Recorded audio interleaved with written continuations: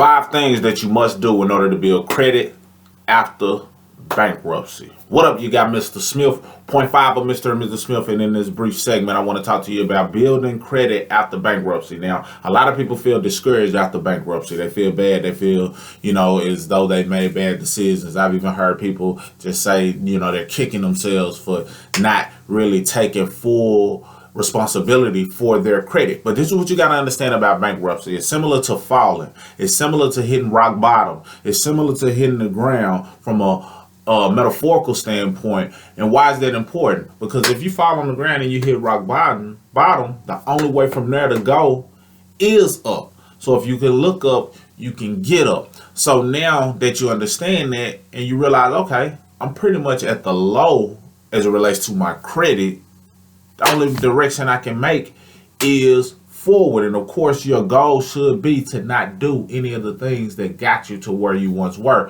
which was the bankruptcy state. Once you got that and you understand that and you're disciplined and you start locking down on what you need to do, the sky's the limit, and there's really no limit in terms of where your credit can go beyond bankruptcy. Now, I will say this. You may need some assistance on what you can do in order to remove certain things off of your credit report.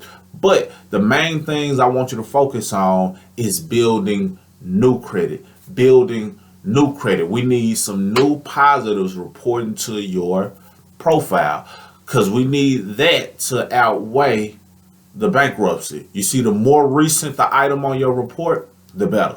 The more positive that it is reporting, the better. So if you got some recent positives and some things being reported in a positive manner, that helps you and it helps move that bankruptcy further away. So let's talk about it. Number 1, I want you to take some of the expenses that you currently have. Like most people have a phone bill. Even after bankruptcy, they have a phone bill that's in their name. Most people have some type of streaming services or utility bills still in their name that's still getting paid. That has some great payment history. So with that being said, if you have not already, consider doing Experian Boost. Sign up with Experian and do Experian Boost. Why? Because we need some new positive payment history reporting. And if you've been paying your phone bill on time, if you've been paying your utilities on time, the things that they're willing to track can allow you to get yourself a boost in the Experian realm. Now that's dealing with Experian, but I wouldn't be surprised if other bureaus start adopting that method as well. So you want to just get some momentum. So I would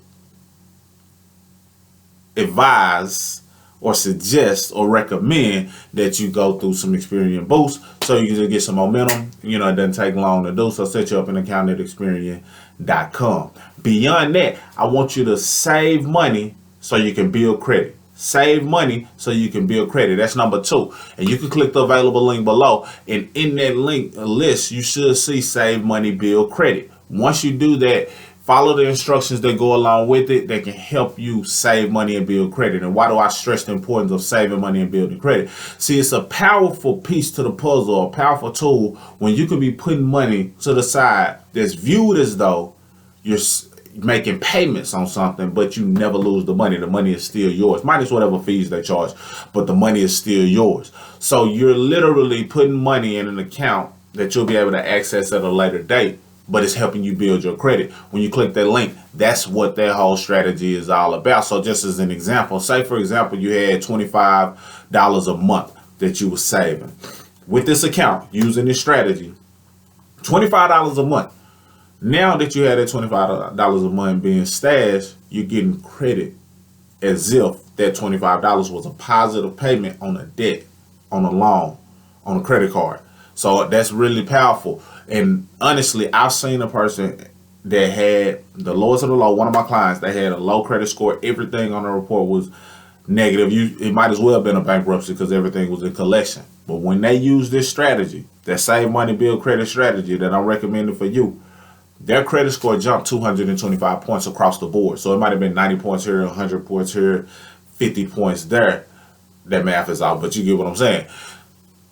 A 225 point boost just by implementing that strategy because everything else was negative and they needed some positives that bad. So definitely I highly recommend that. If you don't do anything else or watch any further in this video or listen any further to what I'm saying, do that. Click that available link and go to Save Money, Build Credit if you're following a bankruptcy or know someone who is. And share this with somebody who you feel may benefit, who you know may be experiencing or has experienced bankruptcy. So that's number 2.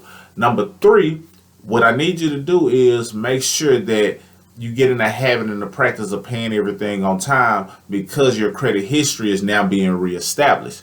Once you understand that your credit history is being established, now you know that the longer you make on-time payments on every account that you open up, the better.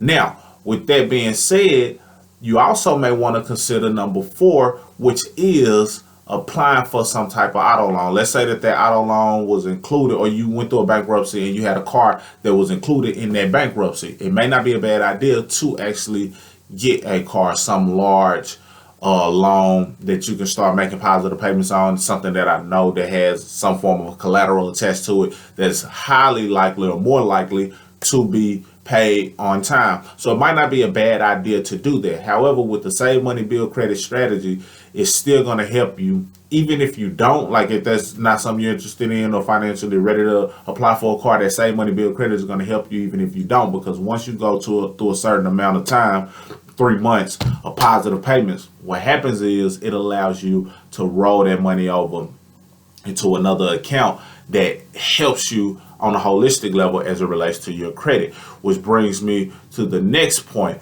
which is making sure that you have some type of credit card. And you don't have to jump into it right away, because if you can avoid doing a secured credit card, unless you do it through the method of Save Money, Build Credit, it allows you to roll it into their form of a secured card.